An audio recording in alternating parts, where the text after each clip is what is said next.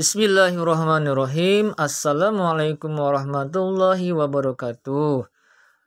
Alhamdulillahirabbil alamin. Asyhadu an la ilaha illallah wa asyhadu anna Muhammadar Rasulullah. Hari ini kita akan membahas tentang mengenal Allah melalui Asmaul Husna.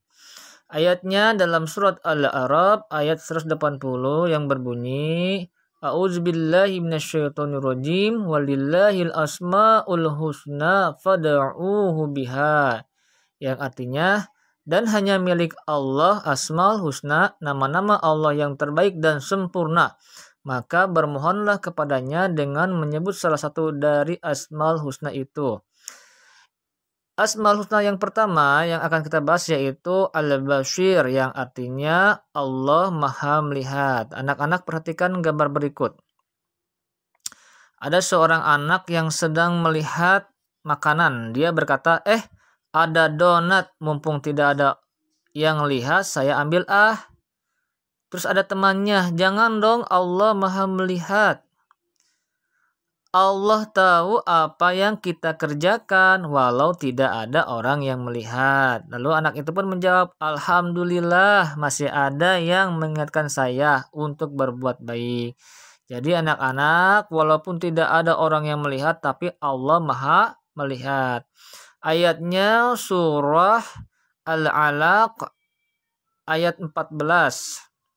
Yang berbunyi alam ya'lam bi annallaha yara, yang artinya tidakkah dia mengetahui bahwa sesungguhnya Allah melihat segala perbuatannya. Baik, selanjutnya yaitu al-adl, yang artinya maha adil. Perhatikan gambar berikut.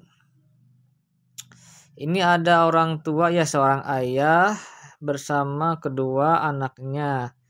Ayahnya berkata, kakak adik, ini uang saku kalian. Terus ini ada kakak dan adiknya. Terlihat ada si kakak diberi uang lebih banyak daripada adiknya. Kok saya cuma satu, kata adiknya gitu ya. Nah, kata ayahnya, memberi uang jajan itu harus adil sesuai kebutuhan. Karena kakak kebutuhannya lebih besar, maka uangnya pun diberi lebih besar. Akhirnya si adik pun menerima bahwa ayahnya bersikap adil. Nah, tahukah apa arti adil? Allah memiliki nama Al-Adil yang artinya maha adil. Adil berarti seimbang. Allah menciptakan alam semesta dalam keseimbangan dan kesempurnaan. Nah, langsung saja ini ada ayatnya surah Al-Infitar ayat 7 yang berbunyi Auzubillahi minasyaitonirrajim allazi khalaqaka fasawwaka fa'adalak, yang artinya yang telah menciptakan kamu lalu menyempurnakan kejadianmu dan menjadikan susunan tubuhmu seimbang. Jadi Allah merupakan hakim yang adil. Allah Maha berbuat adil. Semua kebaikan yang kita lakukan pasti akan mendapat balasan kebaikan pula. Sebaliknya, semua keburukan yang dilakukan pasti akan mendapat kebalasan keburukan pula. Makanya Allah Maha adil. Selanjutnya Al-Azim, yang artinya Maha Agung. Surat yang menyatakan Allah Al-Azim atau Maha Agung terdapat dalam surat Al-Waqiah ayat 96 yang berbunyi Fasabih bismi rabbikal azim, maka sucikanlah nama Tuhanmu yang Maha Agung. Nah, ini ada gambar sapi. Tahukah kamu sapi adalah binatang pemamah biak, bertanduk, berkuku genap, dan berkaki 4. Tubuhnya besar dan dimanfaatkan oleh manusia tidak hanya dagingnya tetapi juga sebagai pembajak sawah.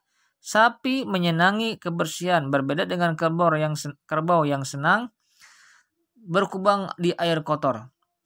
Untuk menghindari serangga dan agar tidak mudah terpengaruh oleh perubahan suhu, berbeda juga dengan banteng yang bertanduk dan lagi liar.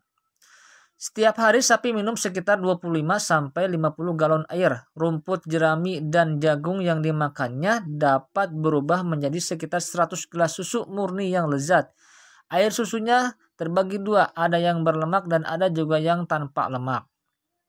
Nah, Al-Quran menamai surah kedua surat yang terpanjang dengan nama surah Al-Baqarah. Surat ini berbicara tentang sapi. Al-Quran juga mengingatkan bahwa dan sesungguhnya pada hewan ternak itu benar-benar terdapat pelajaran bagi kamu.